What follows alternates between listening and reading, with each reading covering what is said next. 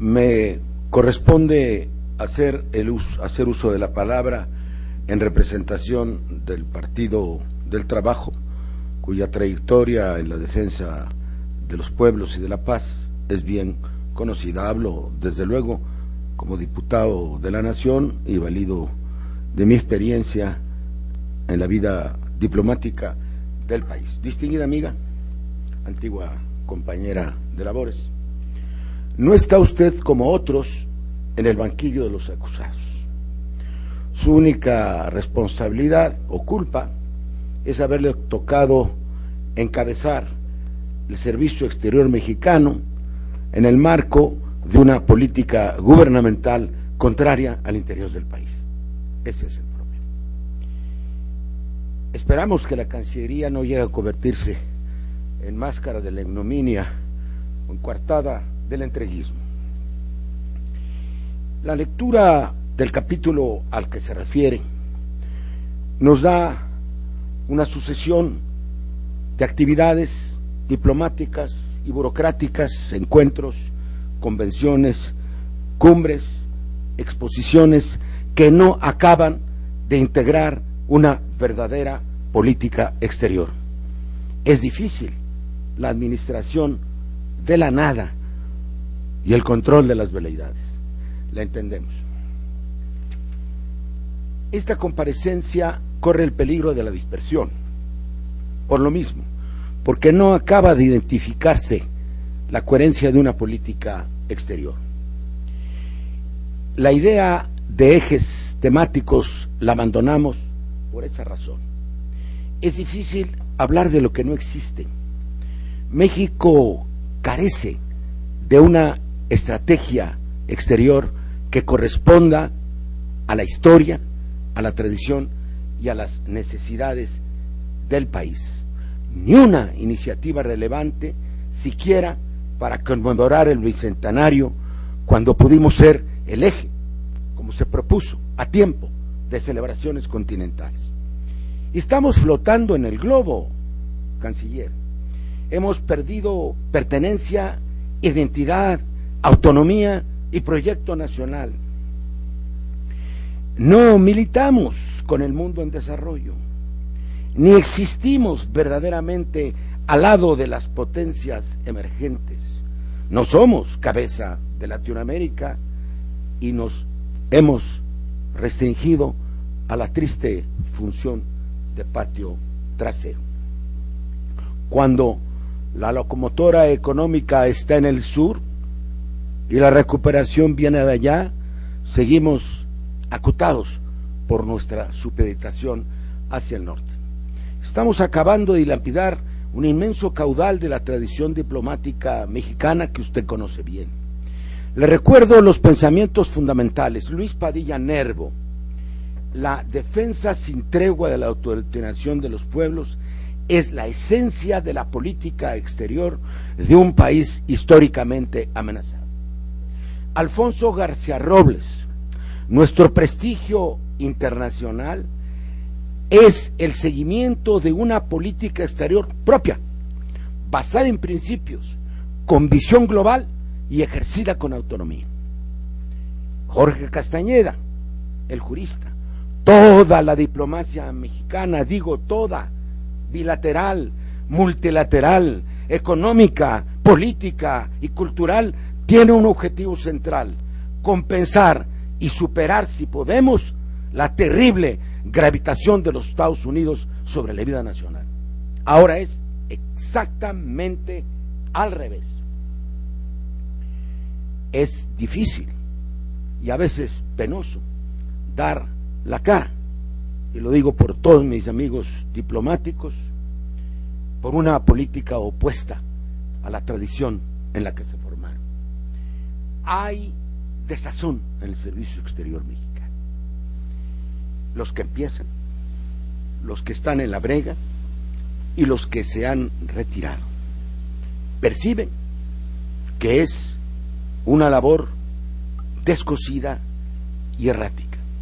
No pensar, por ejemplo, en aprovechar a tantos eméritos y eminentes para el consejo de la política exterior del país, creo que es un error.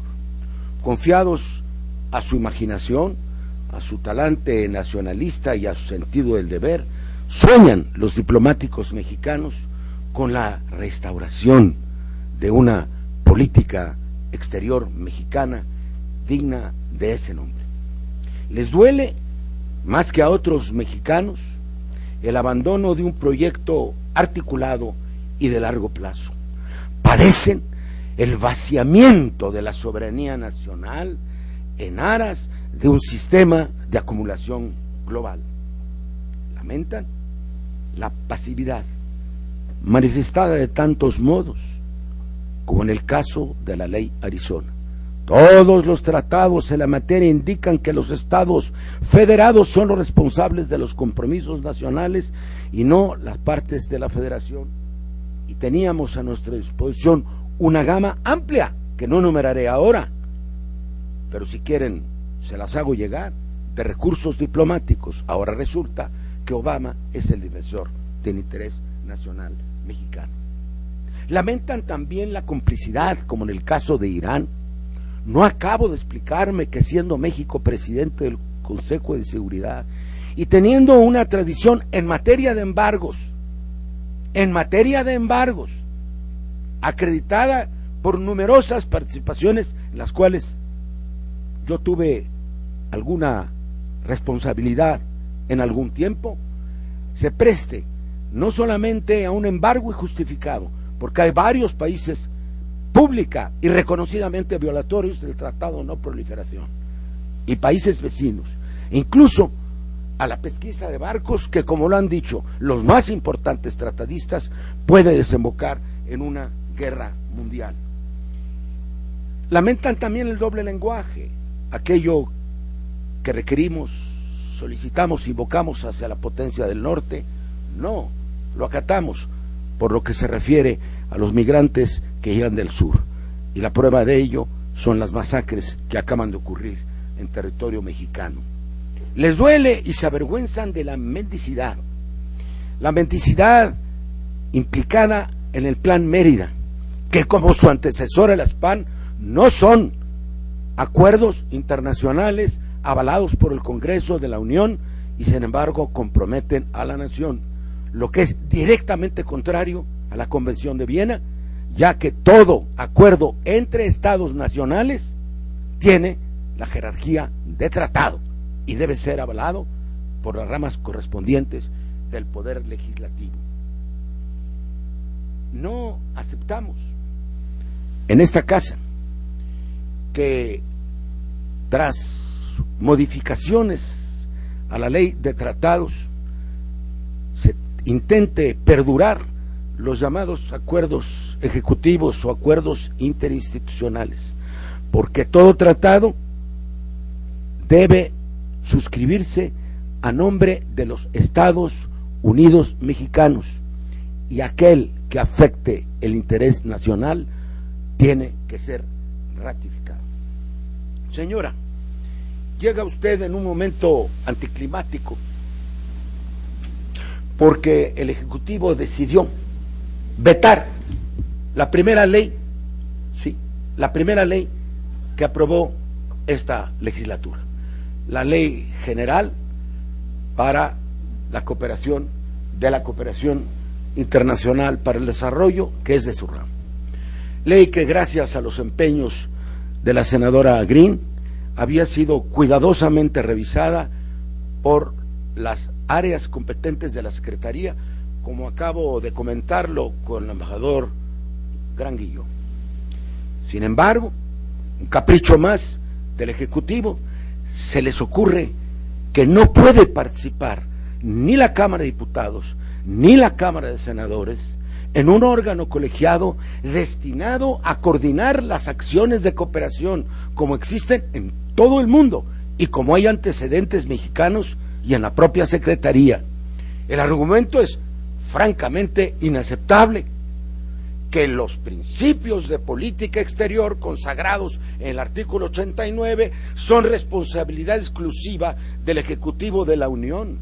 Olvidan que esos principios no son sino los propósitos y principios de la política exterior contenidos en la Carta de San Francisco, y que en el caso de la cooperación internacional se trata de un propósito al que debe ceñirse el Ejecutivo, el Legislativo, todas las áreas del Estado Nacional, los particulares, las empresas, los órdenes de gobierno.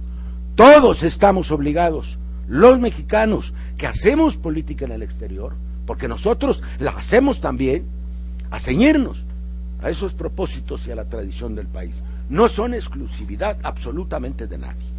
Queremos decirle, señora, y gracias por la mención que hizo en su exposición, que en esta Cámara se hace cada vez más política exterior. Y lo repito, política exterior, por mandato de la ley. Hemos constituido por primera vez 84 grupos de amistad que usted mencionó. Aquí vienen los embajadores, aquí vienen los secretarios de Estado. Participamos con éxito, creo, en numerosos encuentros internacionales. Acabamos de hacer aprobar en la reunión de Ginebra de la Unión Interparlamentaria Mundial un documento sobre el cambio climático, una declaración que ya circula en 355 países del mundo. A mí me parece una pretensión ahistórica el tratar de frenar la participación concurrente, concatenada de todas las esferas del poder público, de la actividad económica y de la vida social del país en la construcción de una política exterior. Señora, agradecemos su disposición para mantener lo que usted llama un diálogo fructífero.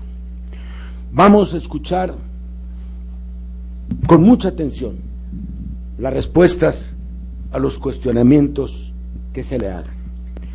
La respuesta en bloque no justificaría, según la protesta que usted acaba de hacer, el que se eludieran las respuestas puntuales. Esta presidencia, en uso de sus facultades, lo estará recordando cuando sea necesario. Y procederemos a llamar a sus colaboradores para cualquier asunto que quede en el tintero o en la neblina. Por último, y tendré ocasión de entregárselo, quiero anunciarle que hemos terminado un proyecto de reforma constitucional para crear un capítulo de política exterior de Estado.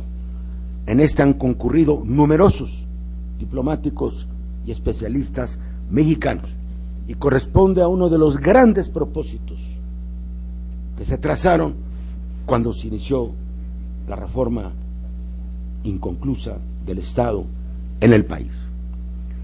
Señora, seguiremos contribuyendo con todo nuestro empeño y sin ninguna limitación que no sea la de la ley a construir una política exterior digna de México. Muchas gracias.